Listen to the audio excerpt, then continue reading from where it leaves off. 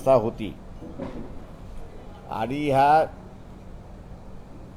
चातुर्ण व्यवस्थेच्या याच्या खाली काही कामं ही सवर्णांकडे होती आणि काही कामं असणारं शूद्र आणि अतिशूद्र अशांकडे होती। तीच व्यवस्था शासनाने महाराष्ट्र शासनाने पुन्हा सुरुवात केली आहे अशी असणारी परिस्थिती आहे। क्लास 3, क्लास 4 आणि जेवढ्या टेक्निशियन्स आहेत या सर्वांना टेम्पररी म्हणून त्या ठिकाणी भरती करण्यात आलेली आहे। 3-3, 4-4 वर्ष त्यांना ठेवल्या जातं आणि पुन्हा डिसमिस केल्या जातं अशी असणारी परिस्थिती आहे।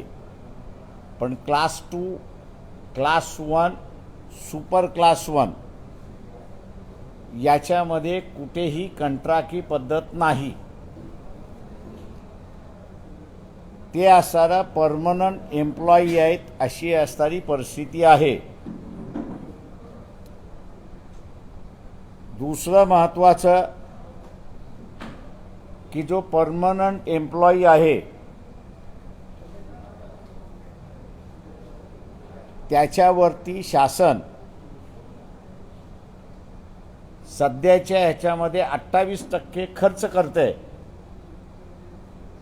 या 28%पैकी 20% हे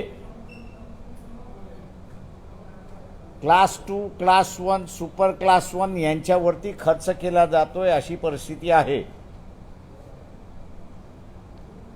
उरलेला जो आहे तो परमनंट मध्ये असलेला क्लास 1, क्लास 3, क्लास 4 आणि टेम्पररी असणारा कामगार, मग तो टेक्निशियन आहे किंवा क्लास 1 मधला, क्लास 3 मधला असेल किंवा क्लास 4 मधला असेल, त्याच्यावरती फक्त 8% खर्च केला जातोय अशी असणारी परिस्थिती आहे। शासनाचा हा जो चातुर्य वर्णन ॲडमिनिस्ट्रेशनमध्ये चाललेला आहे त्याला कुठेही कायदेशीर मान्यता नाही। दुसरं सगळ्यात महत्त्वाचं जे आहे, शासकीय रिक्रुटमेंट जे आहे हे फक्त 2च एजन्सी त्या ठिकाणी करू शकतात। केंद्रासाठी UPSC म्हणजे युनियन पब्लिक सर्व्हिस कमिशन आणि राज्यासाठी महाराष्ट्र पब्लिक सर्व्हिस कमिशन त्या ठिकाणी करू शकतं। उरलेलं रिक्रुटमेंट कोणीच करू शकत नाही अशी असणारी कायदेशीर घटनात्मक बंधन आहे अशी परिस्थिती आहे। पण दुर्दैवाने महाराष्ट्र शासन असेल किंवा केंद्र शासन असेल, ही दोनही घटनात्मक बंधनं जी आहेत ती पाळत नाही अशी परिस्थिती आहे।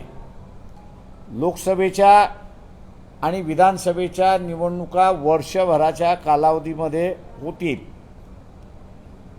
हा सर्व टेम्पररी कामगार जो आहे, टेम्पररी कर्मचारी जो आहे, या सर्व टेम्पररी कर्मचाऱ्यांना वंचित बहुजन आघाडीच्या वतीने आम्ही आवाहन करतोय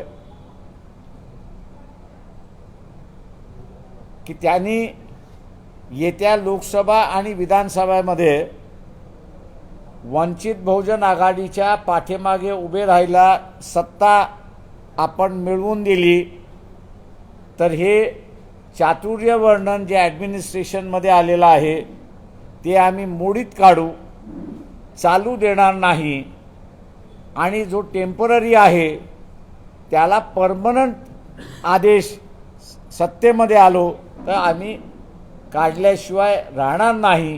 कारण का चातुर्य वर्णाच्या विरोधात वंचित बहुजन आघाडी आहे आणि म्हणून हा जो टेम्पररी कर्मचारी आहे त्यांनी ही गोष्ट लक्षात घ्यावी की वंचित बहुजन आघाडी सत्तेमध्ये आली तर त्यांचं परमनन्सी त्या ठिकाणी होते आणि टांगती तलवार जी आहे ही कायमची आम्ही मिटवतो हे त्यांना आश्वासन आम्ही देतोय।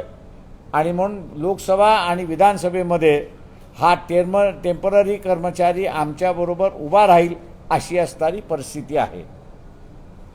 ज्या काही 9 कंपन्यांना कॉन्ट्रॅक्ट देण्यात आलेला आहे त्याच्यातला एक नमुना म्हणून मी आपल्याला असणारा मानतो. ग्रामसेवकाच्या पोस्ट आता ॲडव्हर्टाइजमेंट झाल्या, भरण्याच्या पोस्ट आहेत 4664, पोस्ट भरायच्या आहेत 6664. अर्ज एकंदरीत आलेची संख्या आपण असताना बघितली तर ती 11,50,000 अर्ज आलेत अशी परिस्थिती आहे. TCIने हे आकडे चुकीचे असतील तर त्यांनी ते सांगावेत. आरक्षण आणि बिगर आरक्षण अशा प्रत्येक उमेदवाराकडून त्यांनी 1,000 रुपये गोळा केलेले आहेत. त्या ॲडव्हर्टाइजमेंटमध्ये कुठेही असं म्हटलेलं नाही की तुमचा अर्ज रिजेक्ट झाला तर 1,000 रुपये परत मिळतील, असं कुठेही तरतूद नाही. या एका रिक्रुटमेंटच्या पाठीमागे ही TCI नावाची असणारी जी कंपनी आहे, या कंपनीला 120 कोटीचा नफा झाला हा आपण लक्षात घ्या. 11,50,000 जे ॲप्लिकेशन आले त्या ॲप्लिकेशनच्या पाठीमागे 1,000 रुपये गोळा करण्यात आले. 120 कोटी त्या ठिकाणी जमा होतात आणि या कंपनीच्या खिशामध्ये शासनाने मुद्दामून घालवलंय अशी असणारी परिस्थिती आहे. ज्यावेळेस महाराष्ट्र पब्लिक सर्व्हिस कमिशन अस्तित्वात आहेत, चेअरमन नेमलेला आहे, त्याचा स्टाफही नेमलेला आहे, त्याच्यामार्फत रिक्रुटमेंट न करता या एजन्सीमार्फत रिक्रुटमेंट केल्या जात आहे. त्यावेळेस एकनाथ शिंदे महाराष्ट्राचे मुख्यमंत्री कर्तव्यदक्ष असं म्हटलं जातं आणि दादागिरी करणारे अजित पवार उपमुख्यमंत्री आणि सगळं कंट्रोलिंग करणारे असं ज्यांना म्हटलं जातं देवेंद्र फडणवीस यांनी खुलासा करावा की ह्या TCI कंपनीमध्ये डायरेक्टर कोण कोण आहेत, अंडर हँड एग्रीमेंट कोणाचे काही आहेत का, आणि आता रिक्रुटमेंटच्या नावाखाली असे नवीन स्कॅम, अधिकृतरित्याने स्कॅम हे आता बघायला मिळतील का, याचा असणारा खुलासा त्यांनी त्या ठिकाणी करावा. मी इथल्या असणाऱ्या सर्व टेम्पररी कर्मचारी जो आहे त्याला आव्हान पुन्हा असणारा करतो आहे की आपण परमनंट होण्यासाठी काँग्रेसचं सत्ता बघितलेली आहे, NCPची सत्ता बघितलेली आहे, सेना BJP यांचीसुद्धा सत्ता बघितलेली आहे. या सगळ्यांनी आपल्याकडे असणारा पाठ फिरवलेली आहे. आपला टेम्पररीपणा त्यांनी काही घालवलेला नाही. वंचित बहुजन आघाडीला आपण सत्ता द्या, आम्ही आपला टेम्पररीपणा जाऊन परमनन्सी आपल्याला त्या ठिकाणी आणून देण्याचं आश्वासन या ठिकाणी देतो. पण हे केव्हा करता येईल आम्हाला, सत्ता ज्यावेळेस आमच्या हातात असेल त्यावेळेस, तेव्हा सत्ता मिळवण्यासाठी आपण सगळेजण प्रयत्न करा, हे आव्हान मी या ठिकाणी टेम्पररी कर्मचाऱ्यांना करून या ठिकाणी थांबतो. आपण आता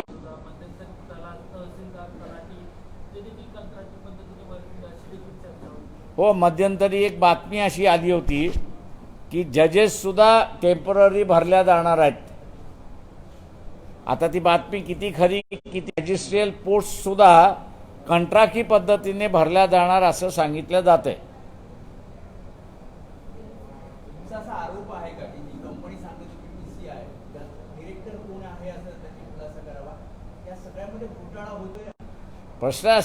प्रश्न असा आहे की अधिकृतरित्याने 1,000 कोटी मागितले, 1,000 प्रत्येक कॅन्डिडेटला द्यायला सांगितलेत. 50,000 कॅन्डिडेटनी अप्लाय केले अशी आमची माहिती आहे, अधिकृत माहिती आहे ती. आता 1,000 रुपये आपण असताना धरलं तर 120 कोटी सहज होतात. किंवा 120 कोटी हा ऑफिशियली आलेला आहे. त्याच्यामुळे हा 120 कोटी ऑफिशियल आलेला आहे, त्याचा वाटणीदार हिस्सेदार कोण याचा खुलासा मागतोय. आणि म्हणून डायरेक्टर बोर्ड आलं की त्याच्यातली आपल्याला कळतं की हिस्सेदार वाटणीदार कोण आहेत ते. 120 कोटीची आकडेवारी बाळासाहेब एकाच कंपनीची आहे की 9 कंपनी? ही एकच कंपनीची आहे. TCI कडे आलेले अर्ज त्याच्यामधलंच मी म्हणतोय. 9 कंपन्यांचं आहे आपल्याकडे? नाही, माझ्याकडे 9 कंपन्यांचा डेटा नाही आहे सध्या.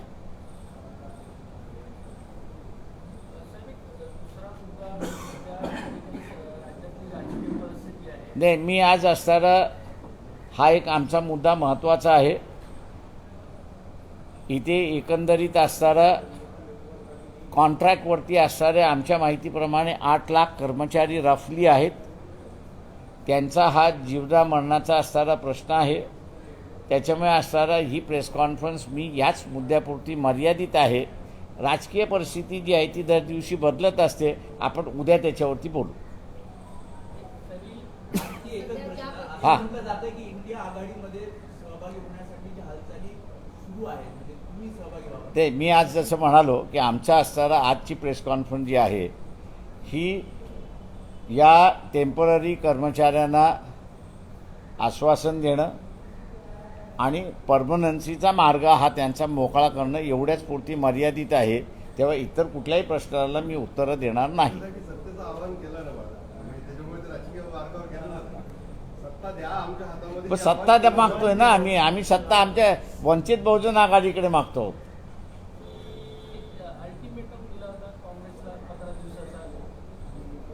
मी तुम्हाला आज म्हणालो की हाच इश्यू उद्या आपण उद्या मी पॉलिटिकली बोलतो. थँक्यू. चला, एक प्रेस नोट येते, 1-2 मिनिटात येईल. मी हिंदीमध्ये देतो. तोपर्यंत प्रेस नोट येईपर्यंत मी हिंदीमध्ये देतो. केंद्र सरकार और राज्य सरकार इन्होंने एम्प्लॉयमेंट, तो संविधान ने 2 एजेंसीज बनाई है. सेंटर के लिए UPSC है, यूनियन पब्लिक सर्विस कमीशन है, कि जिसके माध्यम से सेंटर को जितने एम्प्लॉयज चाहिए उनका रिक्रूटमेंट किया जा सके. और दूसरी तरफ राज्य जो है वो राज्य में state employment exchange, state public service commission वहाँ पे बनाया है कि जिसके माध्यम से रिक्रूटमेंट किया जा सकता है.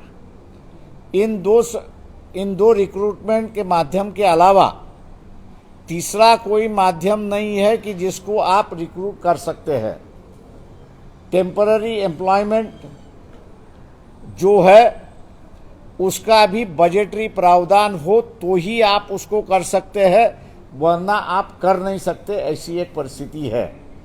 लेकिन केंद्र की राज्य हो या केंद्र की सरकार हो या राज्यों की सरकार हो, अब उन्होंने जो है जो पुराना भारतीय व्यवस्था का एक हिस्सा था, चातुर्य वर्णन जो एक हिस्सा था, वो दोबारा एडमिनिस्ट्रेशन में इंट्रोड्यूस किया है. पहले भी जो सवर्ण थे वो सुरक्षित थे, शूद्र और अतिशूद्र जो है वो असुरक्षित थे. ऐसी परिस्थिति थी. आज भी एडमिनिस्ट्रेशन के माध्यम से क्लास 2, क्लास 1 और सुपर क्लास 1 इनको परमानेंसी दी गई है. और जो क्लेरिकल पोस्ट है, क्लास 3 के पोस्ट है, टेक्निकल पोस्ट है, क्लास 4 के पोस्ट जो है उनमें असुरक्षितता पैदा की गई है और उन सभी को टेम्पररी किया गया है. हर बार 3 साल के लिए, 2 साल के लिए, 1 साल के लिए, 6 महीने के लिए अपॉइंटमेंट मिलती है. ऐसे जो महाराष्ट्र के जो कर्मचारी है, करीब करीब 8 लाख के आसपास ये कर्मचारी है. इन कर्मचारियों को हम लोग आश्वासन देते हैं कि वंचित बहुजन आघाड़ी की सत्ता आने वाले लोकसभा और विधानसभा में आप ले आइए, ये जो चातुर्य वर्णन एडमिनिस्ट्रेशन में आया हुआ है उसको हम लोग ख़त्म करेंगे और जो टेम्परेरी एम्प्लॉय है उस टेम्परेरी एम्प्लॉय को परमानेंट एम्प्लॉय यहाँ पर करेंगे, ये आश्वासन हम लोग उनको देते हैं।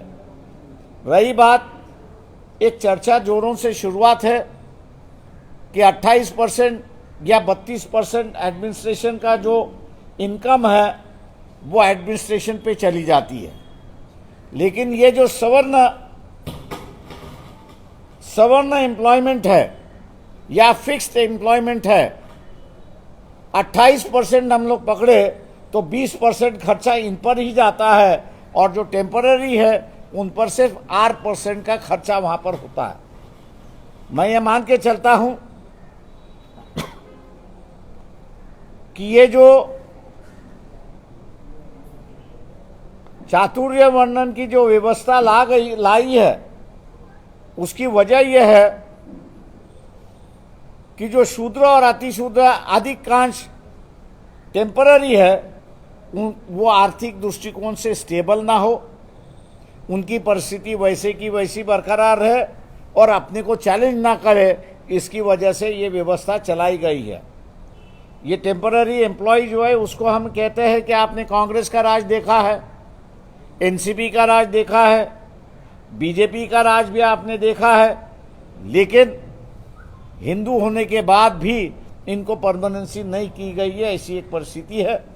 वंचित बहुजन आघाड़ी को 2023 की जो लोकसभा का चुनाव होगा, 24 में जो विधानसभा का चुनाव होगा, अगर सत्ता में ले आते हैं तो हम लोग का पहला निर्णय होगा कि ये जो टेम्पररी एम्प्लॉय है उसको परमानेंट एम्प्लॉय करने का निर्णय हमारा होगा और उसको एक तरीके की सुरक्षिता व्यवस्था बहाल करने की पार्टी की भूमिका है, जो आपके माध्यम से इस टेम्पररी एम्प्लॉय तक पहुंचाने में हम लोग आपसे विनती करते हैं। दूसरा एक यहाँ पर जो मुद्दा है लोगों के सामने में ले आना चाहता हूँ, ग्राम सेवक जो है उनके करीब 4,644 के लिए एडवर्टाइजमेंट आई। ये रिक्रूटमेंट करने का अधिकार जो है टीसीआई नाम की कंपनी है उसको दिया हुआ है। जहाँ तक हम लोग की जानकारी है ये टीसीआई कंपनी के पास लगभग 11,50,000 एप्लीकेंट आ चुके हैं और हर एप्लीकेशन के साथ टीसीआई के कंपनी ने 1,000 रुपया वहाँ पर जमा करने को कहा है। अब टीसीआई कंपनी को जो है करीब इससे 120 करोड़ का इनकम हो चुकी है। अब ये 11,50,000 जो कैंडिडेट जिन्होंने अप्लाई किया है, इनमें से कितने के एप्लीकेशन बाद हो जाएंगे अभी कह नहीं सकते, लेकिन उस एडवर्टाइजमेंट में कहीं नहीं लिखा है कि आपका अगर एप्लीकेशन बाद हुआ तो यह 1,000 रुपया आपने जो एप्लीकेशन के साथ दिया हुआ है वो रिटर्न किया जाएगा, रिफंड किया जाएगा, ऐसे कोई उसमें प्रावधान दिखाई नहीं देता है।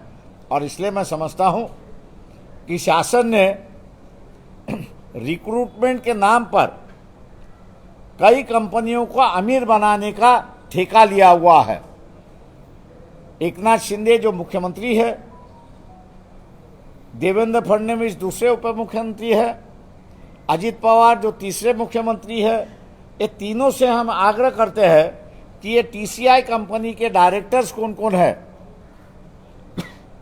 ये टीसीआई कंपनी के डायरेक्टर्स कौन कौन हैं, इनके नाम अगर पब्लिश होंगे तो पता चलेगा कि ये जो 120 करोड़ रुपया एप्लीकेशन के माध्यम से आया हुआ है वो किन किन लोगों को जा रहा है और एक प्रकार का ये करप्शन है, ऐसा मैं उसको मानता हूं।